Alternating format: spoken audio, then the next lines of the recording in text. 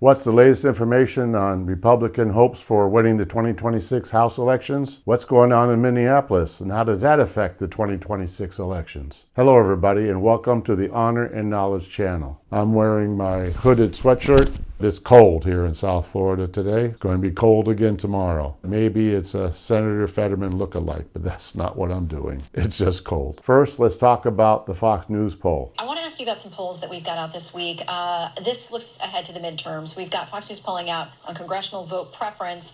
The Democrats now have a 6-point lead on that. Now, that stands in contrast to this from the Federalist. They cite Quinnipiac pollsters reporting that congressional Democrats hit a record low job approval of 18%, 73% disapproval, worse since the tracking began in 2009. So why are you guys down to them 6 points on the generic ballot? Well, that's not unusual. It's almost always the case, and that's a lower number on the generic ballot of favorability for them than the last midterm election. I am very bullish on the midterms. I'm convinced, Shannon, that we're going to win. We have an extraordinary record to run on. We're raising more money than Democrats right now. I personally raised $82 million as an all-time record for a speaker last year, and when you combine that with the Congressional Leadership Fund, which is the Speaker's endorsed super PAC, I raised $218 million. The NRCC has better numbers. The RNC has better numbers. We're going to have a war chest to run on and a great record and extraordinary candidates put out there on the field. We've got the tailwinds, and I think we're going to defy history and do this and grow our majority. The big, beautiful bill will be implemented fully this quarter and next. The economic growth numbers will go up. It's written for lower and middle-class earners, and they are the ones that are going to feel the effects. No tax on tips, overtime, tax relief for seniors. The average American household is going to have $10,000 more dollars in their pocket because of the reforms that we put in, and it will go on and on and on. So all boats will rise. People will see the effects of that. This is about promises made, promises kept. Shows a 6-point difference in the Democrat favor. If you look at the details with regard to that poll, on the surface that is pro-Democrat, but take a look at the other part of the poll that says only 18% of the people think the Democrats are doing a good job. Then you look at how many people think that Congress is doing a good job right now. It's at a high of 28%. Pretty good, actually, for Congress. The problem is, all the rest of people think Congress isn't doing a good job. Well, guess what? I could easily say I don't think Congress is doing a good job. I could easily say they should be reducing fraud. So I could say they're doing a bad job. But I won't say that. I think Speaker Johnson's doing a great job with what he's got. So I don't buy that poll. But let's listen to what this former speechwriter for Republican presidents have said. I believe in reality more than words. And what people want to know in all this uncertainty is, are their lives going to get better? The questions of affordability are part of that. People need to feel the economy growing, see their kids getting jobs, see opportunity coming up. I think we're getting a little, but that's what I would concentrate on. So historically, whoever is in the White House and wins the White House, the other party usually wins the midterms. How can Donald Trump buck that? Well, I think he has to produce results. I think that, the Republicans have passed quite a few things that they don't get credit for. And people kind of blurred out, a tax bill or something. But it's important. Whether the economy grows and people feel their lives getting better will be a big thing. I also think Minneapolis is a wild card because the Democrats are making a big mistake by openly siding with lawlessness. Mm-hmm. What do I mean by that? The mayor of Minneapolis says he will not enforce federal law. I mean, it's incredible you have an elected official define the federal government.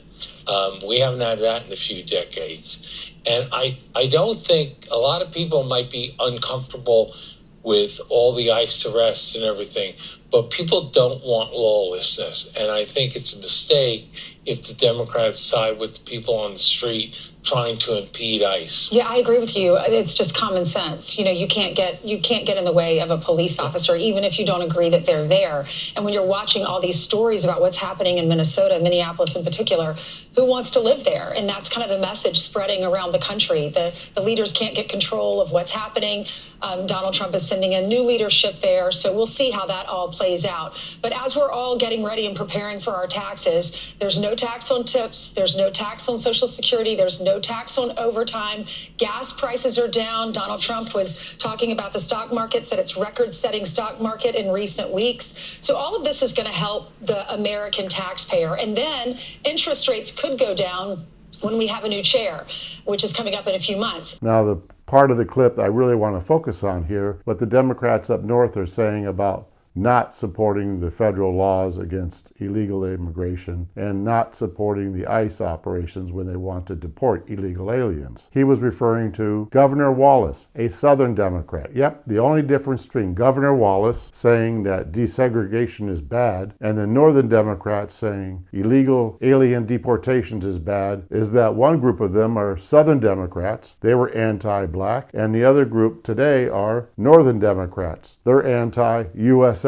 Governor Wallace didn't want to follow federal law about desegregation, and the Kennedys, President Kennedy and Attorney General Kennedy, RFK Sr., had to call in the National Guard. Well, guess what? The Northern Democrat, Governor Walz, doesn't want to follow federal law either. There's a lot of similarities between the mental problems that the Southern Democrats had and these Northern Democrats are having. And as the interview indicated, I agree totally that the position that the Northern Democrats are taking with regard to impeding the enforcement of federal laws is bad. And I believe the vast majority of American citizens actually support law enforcement and they want the borders taken care of. And most Americans are smart enough to understand that if you don't deport illegal aliens, then you're not enforcing the border and you're just rewarding people who are lawbreakers. Tom Homan says that. A lot of the Republican Party leaders say that. That is a big reason why the 2026 elections are going to go towards the Republicans. I also believe, as was also stated, improvements in the economy are going to keep occurring and things are going to get better and better for American citizens. All because of promises made and promises kept from last year to this year. You know, one of the big reasons that midterm elections go against the party in the White House is when a new White House comes in, it typically takes a long time to get anything done. They got to learn the ropes. They have to work with people that they'd never worked with before.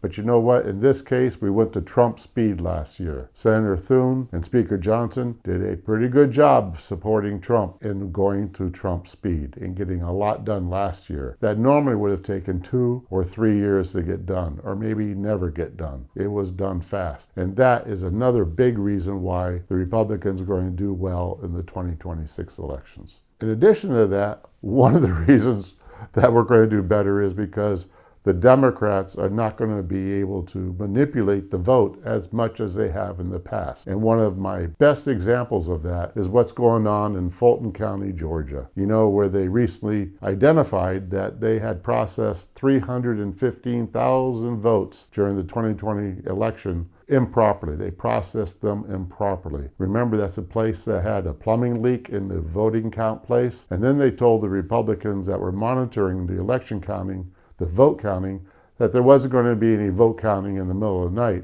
So it would go home, but they kept counting votes.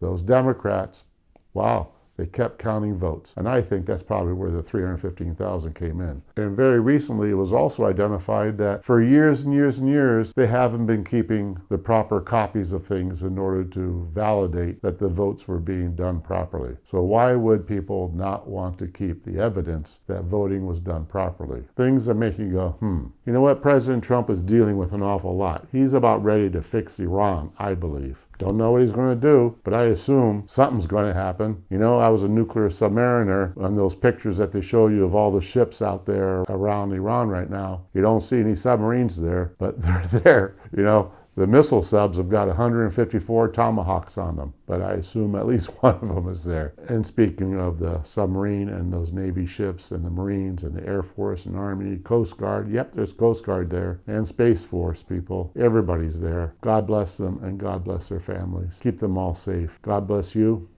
Thank you for watching this. God bless President Trump. He's doing an awful lot of work. And please, Senator Thune and Speaker Johnson, do what you can to get the spending bills through that are good for our country and give the money to DHS that's needed in order to protect our country and to protect me and you.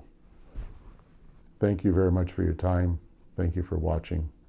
And oh, by the way, before I leave, on the Hungry Strike for America, which I'm doing to support Speaker Johnson to have a majority in the House after the 2026 elections. 25th star is on the Hungry Strike for America official sign, and we have 25 states now colored in. In a few days, I'll focus on Ohio. There's a lot to talk about there. So see you in a few days. Thank you for watching the Honor and Knowledge channel.